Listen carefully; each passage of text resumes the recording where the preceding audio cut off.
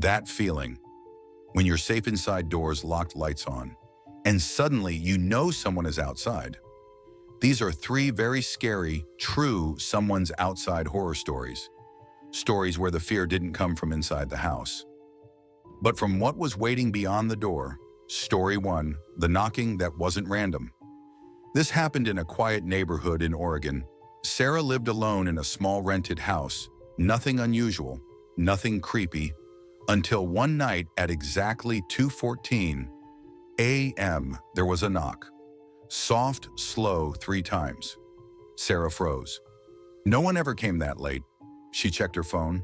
No missed calls, no notifications. The knock came again. Same rhythm, same timing. 3 knocks. She walked to the window and peeked through the blinds. The porch light revealed nothing, no person, no shadow, just the front door.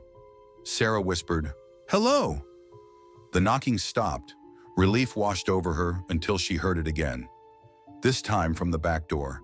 Same knock. 3 slow taps. She locked herself in the bedroom and called the police. They arrived 20 minutes later. No signs of forced entry, no footprints. But the officer noticed something strange.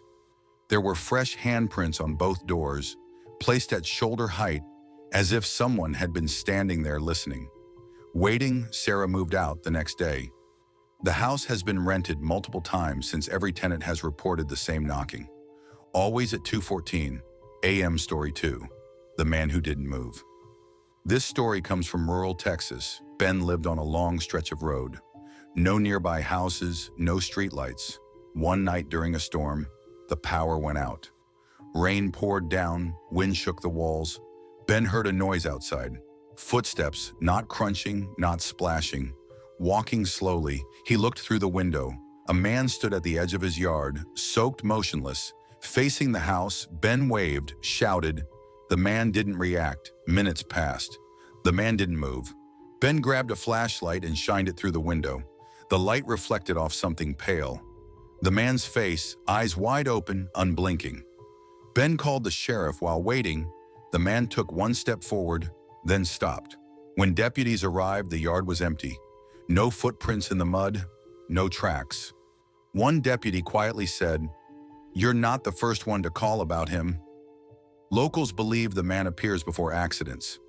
2 weeks later, Ben's barn burned down overnight. No cause was ever found. Story 3. The voice outside the bedroom window. This final story happened in Florida. Emily was house sitting for her parents. Big house, quiet street. She went to bed early, around 1 a.m. She woke up to whispering outside her bedroom window. She thought it was kids messing around. Then she heard her name, clear, soft. Emily. Her blood went cold. No one knew she was there alone. She stayed silent. The voice continued, "I know you're awake." She slowly reached for her phone. No signal. The voice moved closer. Directly beneath her window, then came scratching fingernails against glass. Slow, deliberate, Emily hid under the covers. The whisper changed, angry. "Open the window!" She screamed, lights turned on. The whispering stopped instantly. Police arrived later. They found something terrifying. A chair placed under her window and muddy handprints on the glass. At head height, Emily never slept in that house again. Her parents sold it within months. The next owners moved out after 1 week. They said someone kept calling their names from outside ending. The scariest thing isn't what's inside your home, it's knowing something is outside. Watching, listening, waiting. So tonight when you hear a knock, a whisper or footsteps where they shouldn't be, ask yourself, are you really alone? Or has someone been outside? The whole time, sleep well.